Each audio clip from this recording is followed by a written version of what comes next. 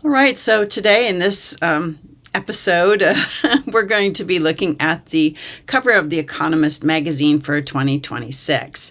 And you may be asking, why should we be doing a decode on a worldly magazine cover?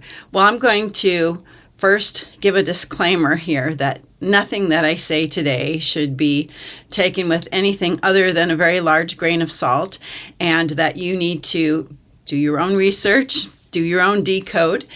Nothing that I'm saying is in the way of offering you financial, spiritual, medical, legal advice. I'm just giving you my opinion, my take on this very cryptic and somewhat enigmatic cover for The Economist. Now, it's actually pretty in your face, and especially when you start to look at the details, you can kind of get the feel for what this cover is all about. So I'm going to just go ahead and pop this cover up there for you to see. And I'm going to read an excerpt from an article by Michael Snyder, and in the show notes I'm going to leave you the link to that so you can get the full article. But he gave a very good explanation about why this might be something that even Christians want to do, is look at what the world, the powers that be, are suggesting may happen in 2026. So here's what Michael Snyder has to say. There's one magazine that represents the interests of the global elite more than any other. It's known as The Economist, and each year it puts out an issue that's dedicated to what is coming in the year ahead. As we've seen so many times before, these issues tend to be alarmingly accurate. The reason why they are so accurate is because the ultra-wealthy elite have an enormous amount of influence over the course of human events. If they are absolutely determined to make something happen, there's a good chance that it's going to happen. Ominously, it appears that they are anticipating a great deal of global chaos in 2026. The Economist has been around since 1843, but it's never had a very large readership among the general population. Ultimately, it's a publication by the elite and for the elite. According to Wikipedia, it has editorial offices all over the planet, but it's primarily based in the city of London. The Economist is a British news and current affairs journal published in a weekly print magazine format and daily on digital platforms. Variously referred to as a magazine and a newspaper, it publishes stories on topics that include economics, business, geopolitics, technology, and culture. Mostly written and edited in London, it has other editorial offices in the United States and in major cities in continental Europe, Asia, and the Middle East. Many of the wealthiest families in Europe are among the shareholders of the company, and Sir Evelyn Robert de Rothschild was actually the chairman from the early 1970s to the late 1980s. If you want to know what the global elite are thinking, this is the publication you need to be reading. And the cover for the World Ahead 2026 issue is perhaps the most ominous that they have ever published. So that ends the quote by Michael Snyder. So the world is under the control of the global elite. For students of eschatology and people who follow my channel, the elite can be equated with Mystery Babylon, the harlot of Revelation, the satanic and human system of control that's been in operation for generations, ever since the rebellion at the Tower of Babel. Satan works in conjunction with the elite to persuade humanity to cooperate with his program. And he does need and desire and want our cooperation. His goal is to prepare the world for the arrival of his son, that is the Antichrist, the beast from the sea, the beast from the bottomless pit. And eventually Satan's plan is to replace humanity altogether. basically with our permission and cooperation, no less, from our God-given positions of dominion over the earth. So the powers that shouldn't be currently control every aspect of human existence, every one of them. The media, medicine, military and financial institutions, education, culture, religion, science, agriculture, food, fashion, music, transportation. In short, they have their dirty little fingers in every single pie. Satan's minions use mass media brainwashing techniques to lull, distract, entice, and divert people. They use sorcery of all kinds, psychological operations which are running continuously, drugs, technology, and mass media to influence humanity. The plan is to enslave the masses, either by working them to death or making them lazy, stupid, impatient, immoral, and undiscerning. They divide people into tribes and factions. They divide families and nations. They sow discord and strife. They take away man's God-given right to personal sovereignty. What we're going to see in this evaluation, this decode of the Economist cover for 2026, isn't just a prediction of the future. These people are actually telling you, in basically no uncertain terms, what they're doing. In showing us this cover, what they're doing is pulling back the veil and allowing us to see a small portion of their plan for world domination. And here's the kicker. If we don't take action or do anything about it, then in essence, they assume we're in agreement with them. And that's how the dark side works. But God has told us what's coming too in the Bible, in the book of Revelation, and we've known about this for generations. And He's known about it since before the foundation of the world. And we're going to talk a little bit more about this as we get into this video today on the Economist Magazine. So here's a picture of the cover again. And what you see here basically is the world. It's meant to be depicted as the world. You see some world leaders there, and I'm assuming that these people are from left to right. Netanyahu, Putin, Xi, President Trump, Modi, and I think that's Giorgia Meloni from Italy, the Prime Minister of Italy. And off standing all by himself is Zelensky in Ukraine. You also see a big birthday cake. You see some tanks, some ships.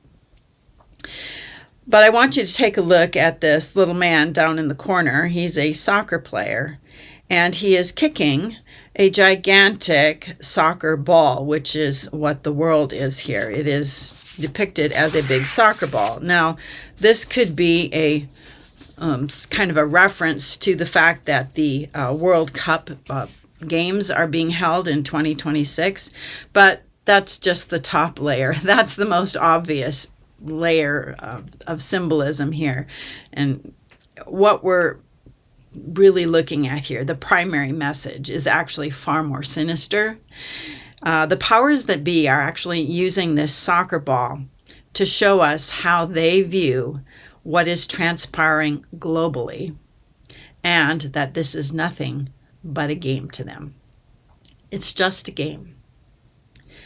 So I'm going to sort of pick apart the cover. I'm going to isolate small sections here, and I will show you up on the screen what these pictures may be telling us. And again, this is just my opinion.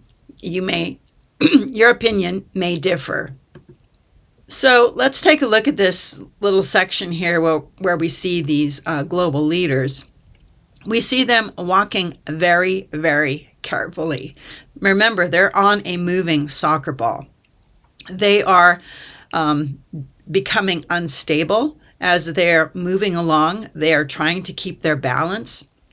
Another way of looking at this is like they're walking on a bubble or something fragile, like melting ice, which we'll see in another picture. The fact that the world has become unstable is reflected in this wine glass with wine spilling out of the glass and these melting ice cubes. Cracks in the system are forming as represented by the seams in the soccer ball. So the first prediction that they are making, without using so many words, is they're predicting several things. But the first one we're going to talk about today is economic instability and the inevitable collapse of the US dollar with worldwide ramifications. So Netanyahu, Putin, Xi, Trump, Modi, and what looks like Georgia Maloney all seem to be walking toward the middle of the world, toward the United States, and it may appear that they have a desire perhaps for some economic cooperation. Prime Minister Maloney of Italy, who may represent Europe, is walking in a very wobbly sort of way behind a tank. These are dangerous times, unstable times, and it's going to get worse here. The cake with the number 250 represents the United States, which is going to be celebrating its 250th birthday in 2026. And underneath the cake is what appears to be a financial chart.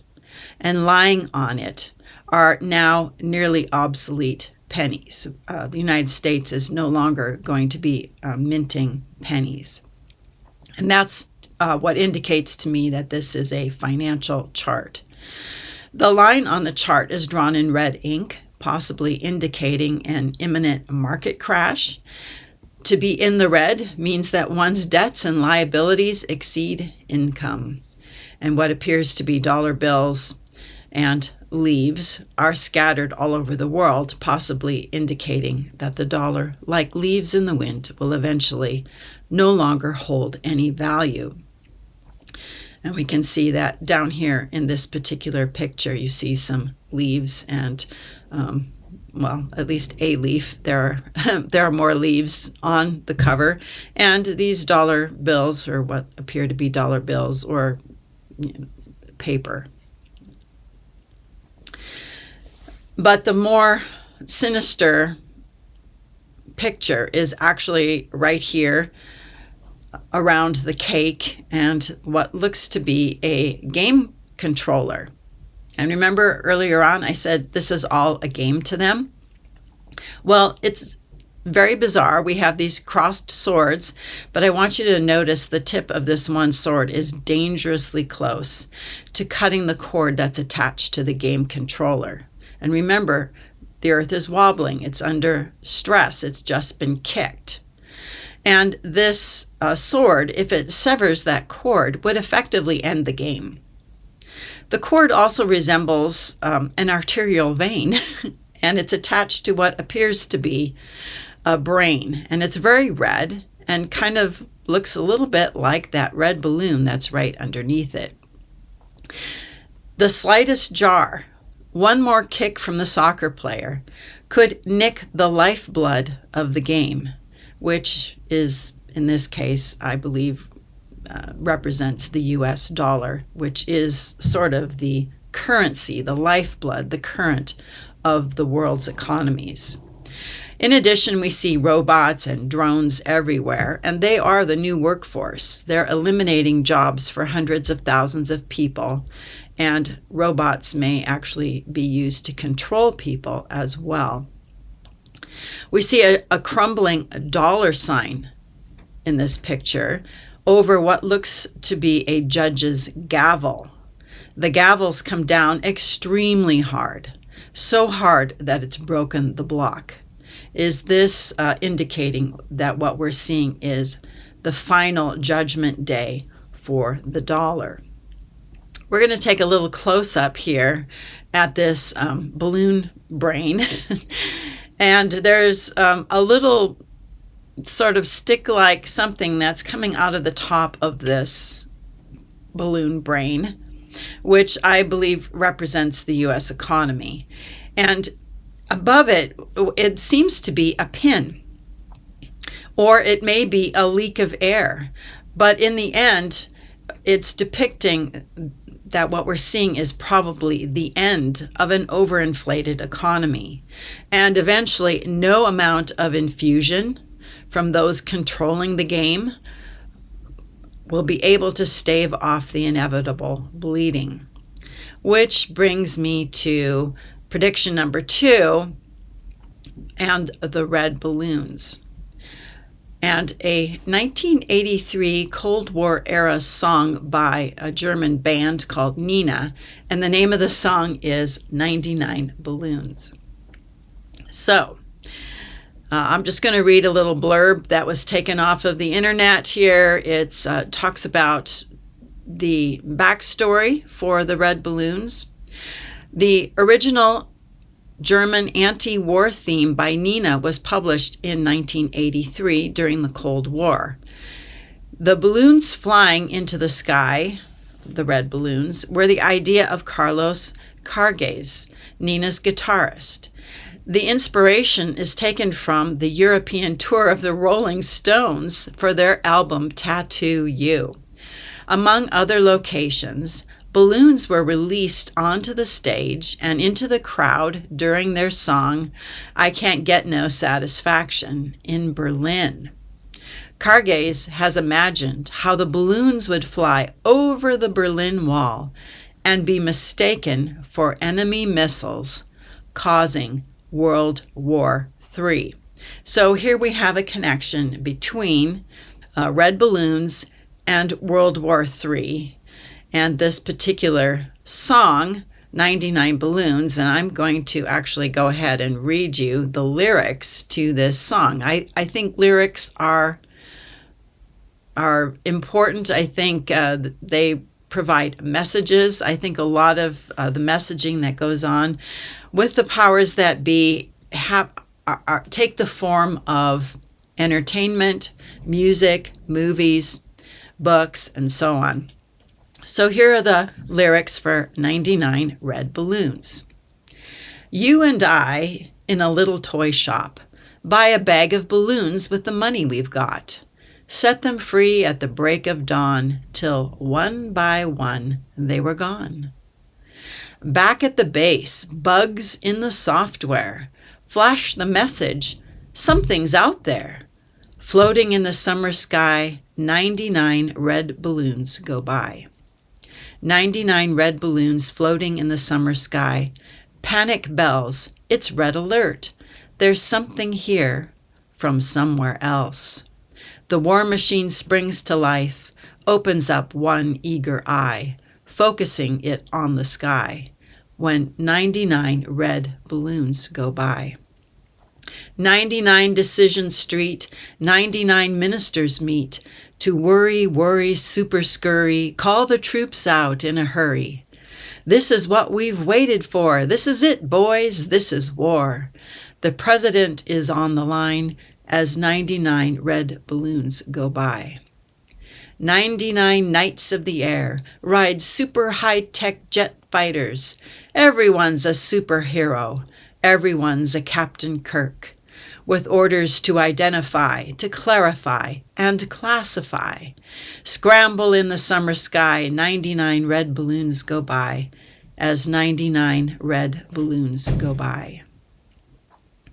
99 dreams I have had, in every one a red balloon. It's all over and I'm standing pretty, in this dust that was a city. If I could find a souvenir just to prove the world was here, and here is a red balloon, I think of you and let it go. Those are the lyrics for 99 Red Balloons. And it's a song about war and World War III in particular.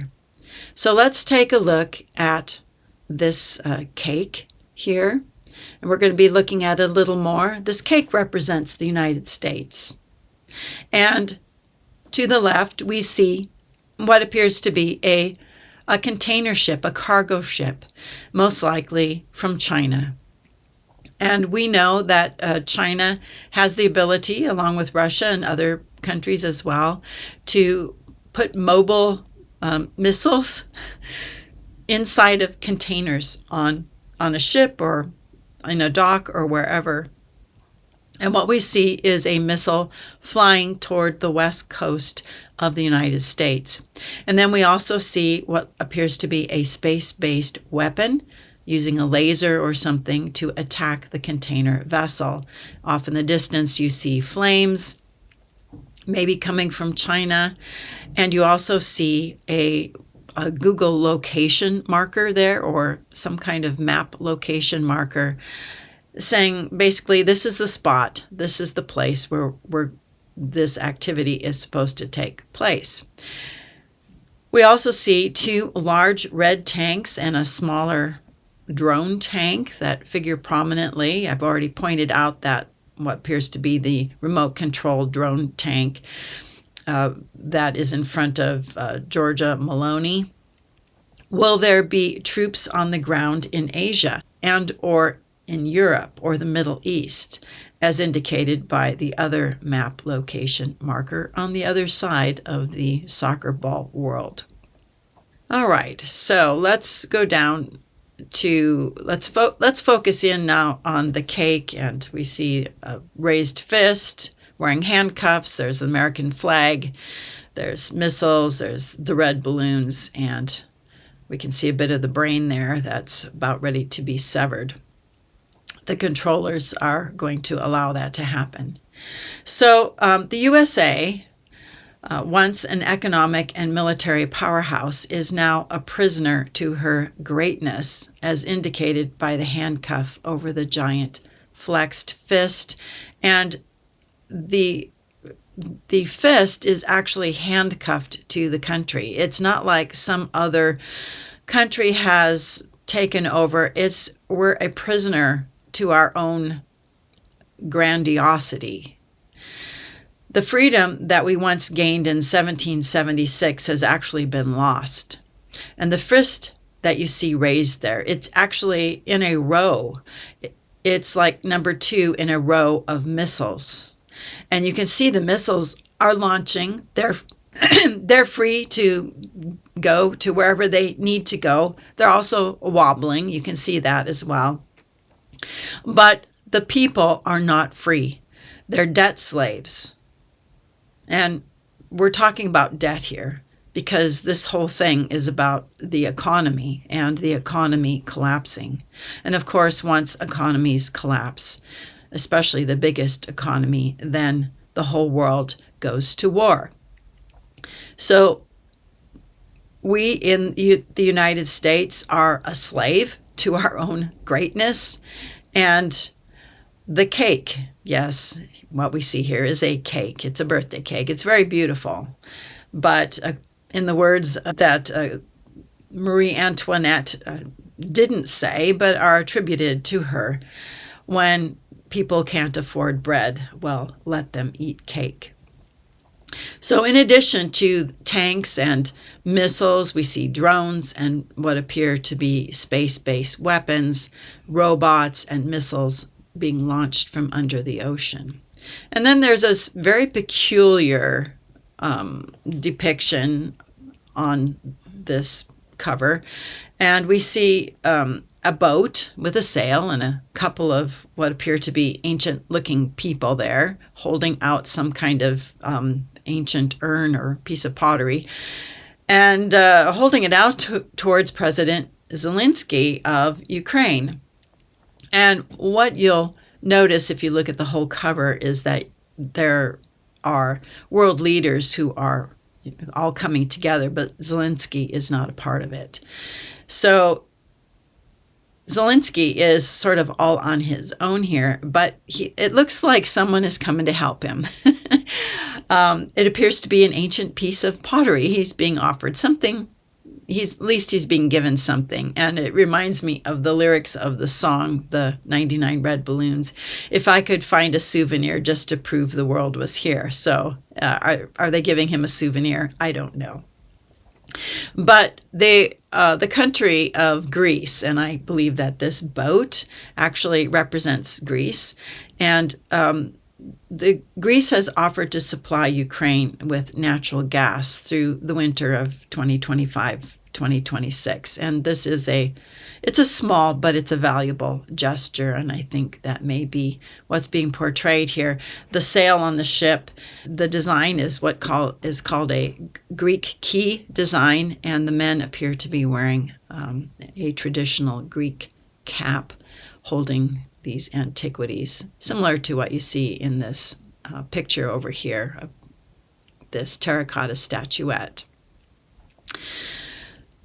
So then there are elections, of course. The U.S. midterms are coming up in November of 2026, and the Israeli general election is scheduled for November of 2026 as well. What you see with this man here is he's casting a ballot into the voting box. He's made his mark, but you'll notice he's got a blue face. And you can vote until you're blue in the face, but what happens is that nothing ever happens. That is, nothing ever changes. Notice the robots walking around, delivering packages. They're everywhere. This AI, artificial, robot-controlled world. And just a couple of articles here. The economic forecasts point to a Democratic win in the 2026 U.S. midterm elections. And also an article that I picked up where Netanyahu of Israel is planning, if he can, move the general elections to June, not having them in November. So we'll see what comes of that. So we've got economic collapse and instability. We see a prediction of war. And there's a third prediction here, and that is another pandemic or the use of biowarfare. So all over this soccer ball world, we see drugs and pills that lie scattered everywhere. And we also see a couple of syringes ejecting a liquid. And the scary thing here is that these syringes are standing next to missiles, and they appear to be bigger than the missiles that are wobbling next to it. This is not a good sign. And what this tells me is that what we may be looking at is targeted biological or chemical warfare. And we see, again, the little location marker, and it's very possible that a biological or chemical weapon could take out far more people than any missile could. All right, so that's sort of my decode for the Economist Magazine. And like I said earlier here in this video, that the powers that shouldn't be are setting the stage. They've been satanically tasked with this agenda. Satan has a plan, and every generation he uses people, and also non-human people, to work this plan. And he shows us periodically what he's doing because he wants to get our buy-in. He has to get our cooperation. We have to say yes to what he's doing, either actually agree or put up a fuss.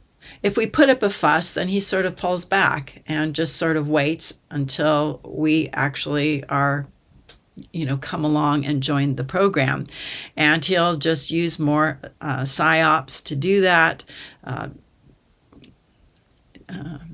it's really, it's a crazy, incredible, and terrible thing.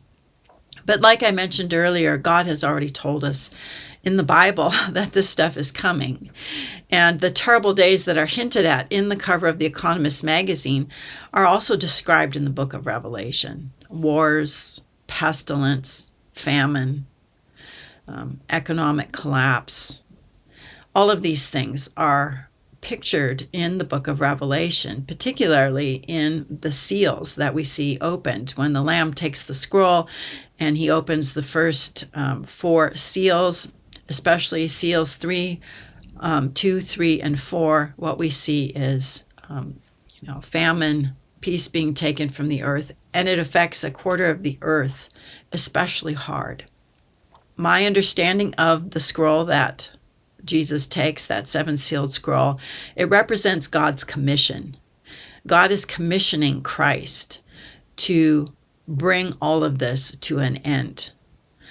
Jesus is God's chosen warrior king. He is the one who alone has the ability, who is worthy to upend this satanic agenda and replace it with his own.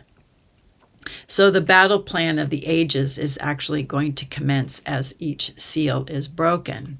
Now, the powers that be, or the powers that shouldn't be, actually believe they're in control. They believe their own press.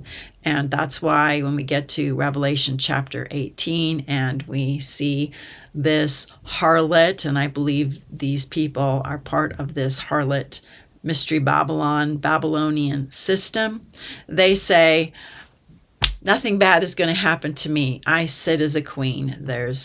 I'm never going to see any kind of, I'm never going to get any bad news. But we know that that's not true. They believe they're in control, but they're not. They don't have any more power or control or influence than God allows. And right now, the Lord is holding back these calamities. Okay, he's holding them back. They're pressing in, but he's holding them back. And in Revelation 7, we see the 4 angels on earth holding back the 4 winds that are stirring things up. The Lord is holding back these calamities. But the pressure is great, and it's building. The world is wobbling. It's very unstable. We're looking at a balloon that has reached its limit, or a bubble that's ready to pop. We're looking at melting ice that's ready to crack. And it's not a matter of if. It's not a matter of will this happen. It's only a matter of when. So the forces of darkness will eventually be released. And that's when the 4 angels who are holding all of this back will have permission to let it go. And the events that are illustrated on the cover of the Economist Magazine will eventually come rushing in upon the world, flooding the world in misery, disease, economic collapse, and World War III. And the focal point, what's the focal point of the Economist Magazine? Well, in 2026, the focal point is the United States of America. And for those of us who are living here in the United States, we should expect instability will continue. World leaders are actually being controlled by the powers that be. They don't control the world. You may think that presidents and parliaments and kings and so on run the world. They don't. They are being moved about on this very unstable soccer ball by entities who are far greater than they are. And these powers that be think that nothing bad will ever happen to them, but we know who we serve, and we know that when the Lamb begins his counter operation into the satanic agenda, that he will come out victorious, because I've read the end of the story. So that's basically what I wanted to share with you today, is this sort of decode of the Economist cover for 2026. And if you have anything that you would like to add, anything that you see that I've missed, and I know I've probably missed quite a bit, but I think I've got the big chunks here, just leave a comment in the comments section. And if you're new to my channel, I hope you'll check out some of my other videos. I try to post at least once a week and do live streams or premieres on Fridays at 1 p.m. Eastern Time. And I love having people join me. If you're new, I hope you'll give this video a like, that you'll share it, and also that you'll subscribe to my channel. So till the next video, I pray you have a very, very blessed day.